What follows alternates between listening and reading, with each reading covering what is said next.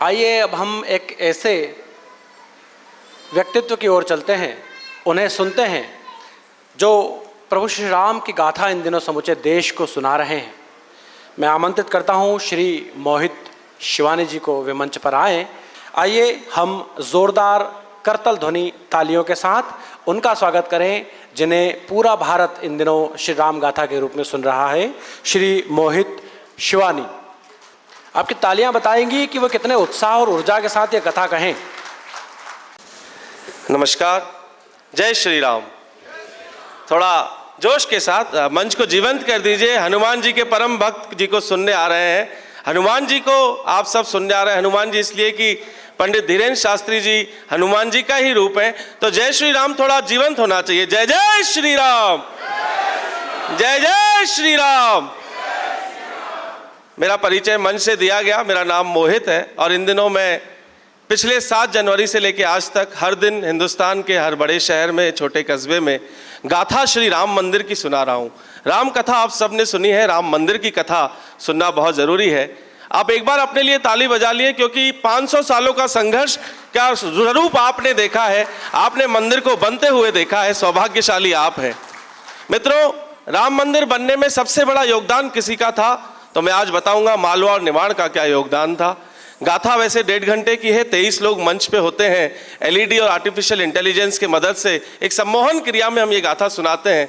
सौभाग्य है मुझे गाथा के कुछ अंश, बहुत महत्वपूर्ण 2 अंश हैं, मैं यहाँ सुनाना चाहूँगा।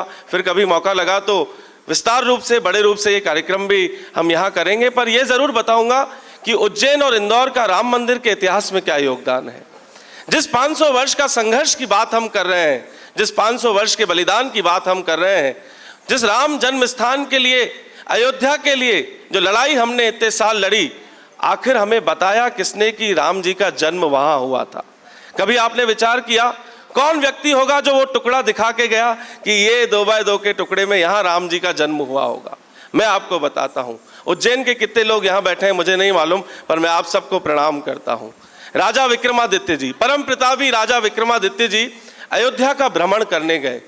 मुझे पूरा विश्वास है कि सभागृह में बैठे हुए 100 में से 90 लोगों को यह जानकारी नहीं होगी। इसलिए नहीं होगी क्योंकि हम जब अध्ययन कर रहे थे तो बहुत संघर्षों के साथ ये कहानी हमारे सामने आई।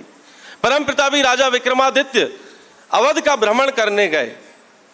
जब वो गए, जैसे हम अपने बड़े बुजुर्गों के गांव में जाते तो क्या जाके पूछते हैं कि दादाजी की दुकान कहाँ थी, दादाजी कौन से स्कूल में पढ़ते थे, अच्छा बताइए दादाजी की कौन कौन से दोस्त थे। राजा विक्रमादित्य जी ने भी यही किया। उन्होंने दादाजी के बारे में नहीं पूछा, उन्होंने प्रभु श्री राम के बारे में पूछा और लोगों से पूछने लगे कि प्रभु श्री राम का जन्म कहाँ हुआ है। कईयों से पूछा, किसी ने जवाब नहीं दिया, क्योंकि प्रभु का जन्म स्थान कोई आम जन बता दे यह संभव नहीं है। वो थक गए और सरयू के घाट पे आके बैठ गए। एक चमत्कार हुआ था उस दिन। सरयू के घाट पे जिस दिन वो थक के आके बैठे, एक काला व्यक्ति, बेहद काला, काले घोड़े पर बैठ के सरयू के घाट में अंदर चला गया। नदी में जब अंदर गया तो कुछ मिनटों के बाद वो बाहर निकला। चमत्कार यह नहीं था कि व्यक्ति नदी के अंदर गया, चमत्कार यह था जब वो बाहर निकला तो वह बेहद गोरा, सफेद, घोड़े के साथ सफेद हो चुका था। राजा विक्रमादित्य जी से रहा नहीं गया। उन्होंने जिज्ञासा पूर्वक पूछा, प्रभु आप कौन हैं? ये चमत्कार कैसा मैंने देखा? तब उन्होंने जवाब दिया, मैं प्रयागराज हूं। लोग मेरे अंदर पाप धोने आते हैं और लोगों के पापों के कारण जब मैं काला हो जाता हूं तो मैं अपने पाप सरयू नदी में धोने आता हूं। यह सरयू नदी का महत्व है। मित्रों, राजा तो राजा होते हैं, उनकी जिज्ञासा बढ़ गई। उन्होंने प्रेम पूर्वक, विनम्रता पूर्वक एक और सवाल पूछ लिया। जब जब आपको अवसर मिले सवाल पूछिए। जीवन में आप सवाल नहीं पूछते और आप प्रजा बन जाते हैं। जीवन में अगर आपको राजा बनना है तो सवाल पूछने की आदत डालिए। राजा ने सवाल पूछा। राजा ने पूछा, प्रभु आप अगर प्रयागराज हैं तो आप मुझे बता के जाइए कि राम का जन्म स्थान कौन सा है।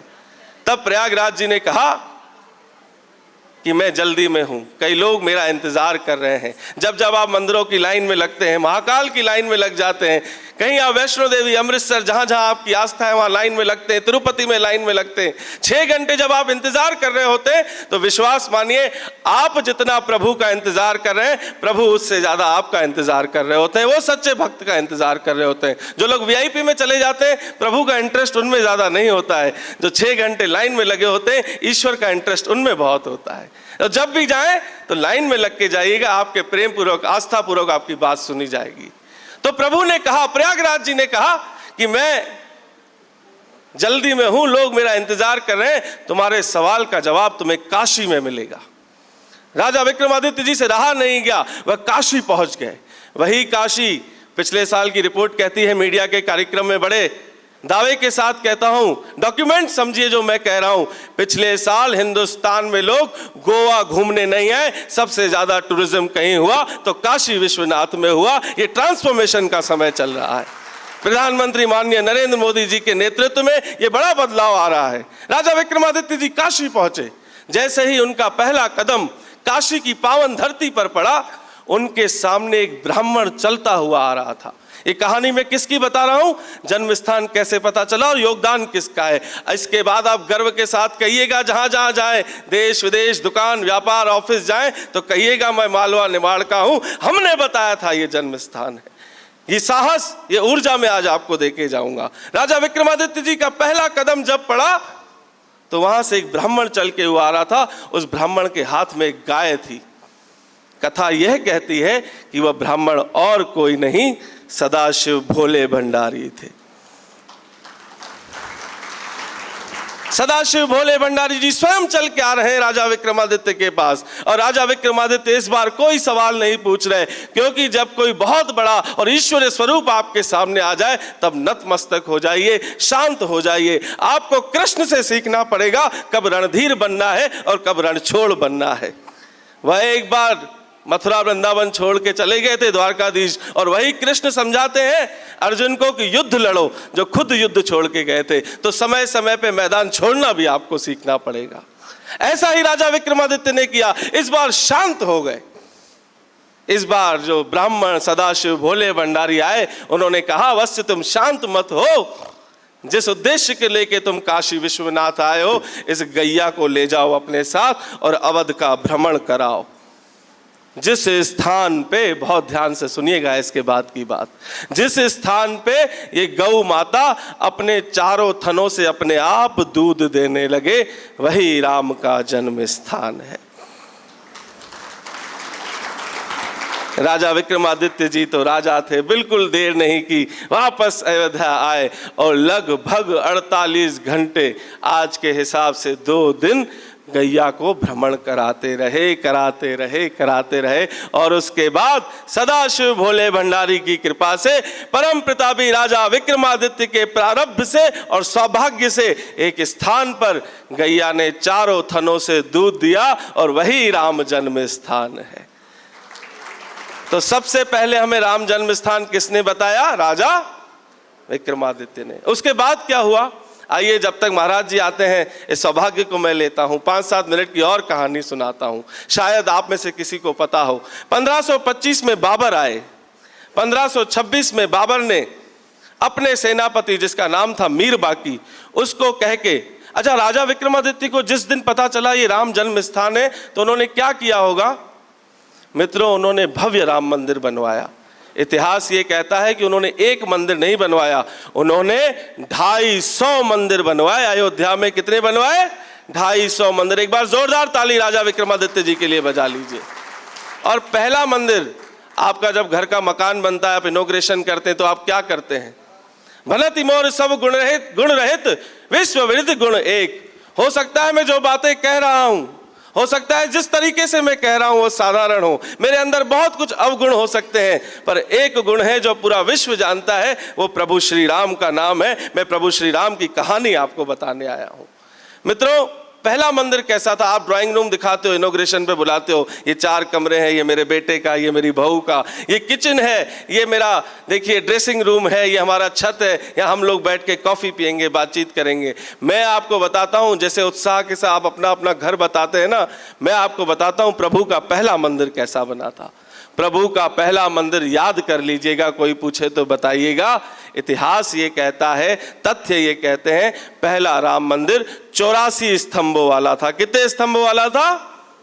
याद कर लीजिएगा, 84 स्तंभों वाला पहला मंदिर था और उसमें 7 कलश थे। बहुत खूबसूरत मंदिर बनवाया। पर 1526 में, माफ करिएगा, मीर बाकी को कह के विक्रमादित्य जी का जो मंदिर बन गया था, जिन्होंने बनवाया था राम मंदिर, उसको तोड़वा दिया गया और वहां बाबरी मस्जिद बन गई थी। पर बाबरी मस्जिद जैसे ही खबर पहुंची, बहुत बड़ी घटना अब मैं आपको बता रहा हूं, जिस दिन मस्जिद बनी या जिस दिन मंदिर टूट रहा था, जिसका उत्साह पूरा विश्व मना रहा था, उस दिन जब खबर, उस समय भीटी सियासत के राजा मेहताब सिंह थे। एक राजा मेहताब सिंह तीर्थ यात्रा पे गए हुए थे। जैसे ही उनको खबर मिली, उन्होंने अपना रथ वापस मोड़ लिया। तो जो उनके साथ साथी, संगी, मंत्री, संतरी थे, उन्होंने सलाह दी कि प्रभु ये क्या कर रहे हैं, तीर्थ यात्रा से अगर आप वापस लौट जाएंगे तो आपको पुण्य नहीं मिलेगा। तो उन्होंने जवाब दिया, ये जवाब आप सबका होना चाहिए। उन्होंने कहा अगर तीर्थ यात्रा से वापस लौट जाएंगे तो आपको पुण्य नहीं मिलेगा। तो राजा मेहताब सिंह ने कहा अगर मेरे राजा होते हुए मंदिर टूट जाए तो ऐसा राजा किस काम का। और दूसरी बात जो उन्होंने मंत्री संतरियों को कही, रही बात पुण्य पाप की, तो जो पुण्य मुझे तीर्थ दर्शन करके मिलेगा, उससे 1000 गुना ज्यादा पुण्य मुझे मंदिर का पुनर्निर्माण करवा के मिलेगा। जब जब आपके आस पड़ोस में मंदिरों पे आ जाए तो खड़े हो जाइए, सब कुछ त्याग लीजिए। जब परिवार पे बात आए तो स्वयं त्याग लीजिए, जब समाज पे बात आए तो परिवार त्याग दीजिए, जब प्रदेश पे बात आए तो समाज को छोड़ के प्रदेश के साथ खड़े हो जाइए, और जब देश पे बात आए तो प्रदेश को त्याग दीजिए। ये भाव के साथ अगर हम जिएंगे तो निश्चित ही राजा मेहताब सिंह जैसे बनेंगे। राजा मेहताब सिंह आए, उन्होंने युद्ध लड़ा। दुर्भाग्य था, मीर बाकी की सेना से उनकी मृत्यु हुई और उनका बलिदान हुआ। पर बात यहां नहीं रुकी। इसके बाद हंसवर के राजा रणविजय सिंह, आप सब कहते हैं सलमान खान, शाहरुख खान हीरो हैं, विक्की कौशल हीरो है, सच्चे हीरो नहीं है। ये अपने बच्चों को बताइएगा, राजा मेहताब सिंह हीरो है, राजा रणविजय सिंह हीरो है। इन्होंने बलिदान दिया। राजा रणविजय सिंह आए, उन्होंने युद्ध लड़ा। युद्ध इतना भयंकर था, 3 महीने युद्ध चला था दोस्तों। युद्ध इतना भयंकर था कि मीर बाकी को दिल्ली से सेना मंगवानी पड़ी थी। पर उसके बाद उनका भी बलिदान हुआ। जितनी महिला शक्ति यहाँ बैठी है, हो सकता है काउंट थोड़ा कम हो, पर तालियां इन महिलाओं के लिए बजाइएगा। बात जो मैं कहने जा रहा हूं, जोरदार तालियां मेरी बहनों के लिए बजा लीजिए। राजा रणविजय सिंह के जाने के बाद युद्ध की कमान ली रानी जयराज कुंवरी ने, जो उनकी धर्म पत्नी थी। उस समय महिला ने वो युद्ध लड़ा। उनके साथी बने पंडित देवदीन पांडे और स्वामी महेश्वरानंद। यह युद्ध 3 दशकों तक चला। 30 साल का युद्ध लड़ा उस महिला नेत्री ने। एक बार पुनः ताली रानी जयराज कुंवरी के लिए होनी चाहिए।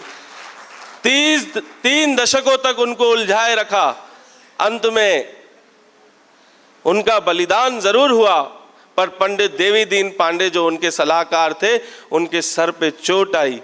कथा यह भी कहती है कि उनका सर 2 हिस्सों में बट गया था। ऐसा जो गमछा, ये जो राम नाम का गमछा आपने ओढ़ा हुआ है, उन्होंने अपने सर पे बांध के 12 मिनट तक सर फटने के बाद भी वो युद्ध लड़े। ऐसे पंडित देवीदीन पांडे के लिए हम ताली बजा सकते हैं। हम इंदौर में बैठे हैं, कथा का बहुत विस्तार है, हर कालखंड में लोगों ने इस पे प्रहार किया। पर 2 घटनाएं और महत्वपूर्ण है, मैं बता के अपनी बात को यहाँ विराम दूंगा। सन 1784 में, अब मैं आपको आग्रह नहीं करूंगा ताली बजाने के लिए, और आपकी हिम्मत हो, साहस हो तो खुद को रोक के दिखाइएगा। एक नाम लेने जा रहा हूं, मैं आपको चैलेंज करता हूं, आप अपने हाथों को रोक नहीं पाएंगे। मैं कोई रिक्वेस्ट नहीं करूंगा, आप ताली बजाइए। सन 1784 में इंदौर की हम सब की पूज्य देवी अहिल्याबाई होलकर जी ने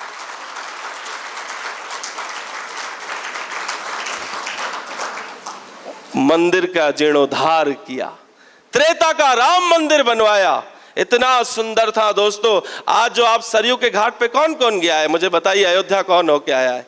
1-2 मित्र भी यहाँ होके आए हो तो आपके चरणों को नमन करता हूं। जिस सरयू के घाट पे आज आप जाते हैं, वह घाट, आज वाला घाट भी आपकी, मेरी, मैं भी मध्य प्रदेश से हूं, गर्व से कहता हूं, भोपाल का रहने वाला हूं, देवी अहिल्याबाई होलकर जी ने बनवाया था।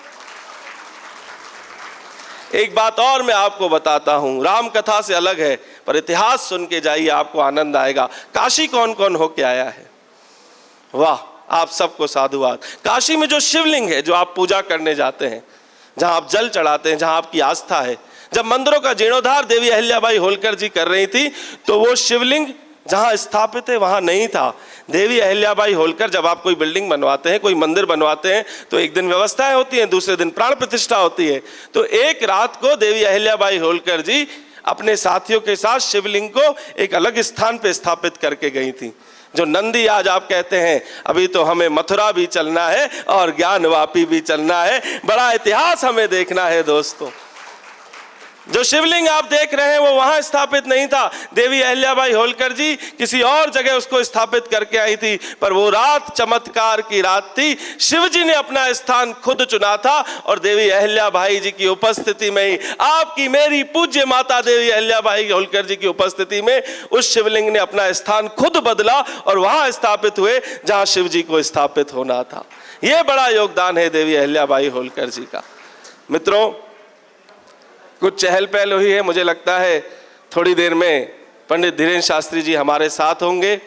मैं आप सबका पुनः साधुवाद करता हूं और अपनी वाणी को यहीं विराम देता हूं। कुछ ही क्षणों में पंडित जी हमारे साथ होंगे। आप सबसे आग्रह है, जरूर धैर्यपूर्वक प्रेम पूर्वक सुनिएगा। एक बार मेरे साथ जय श्री राम कह दीजिए। जय जय श्री राम। जीवंत हो जाइए, दोनों हाथों को खोल दीजिए, भूल जाइए कि आप बहुत पैसे वाले लोग यहाँ बैठे हैं। ईश्वर के दरबार में सब छोटे हैं। जय जय श्री राम, जय जय श्री राम। बहुत बहुत धन्यवाद।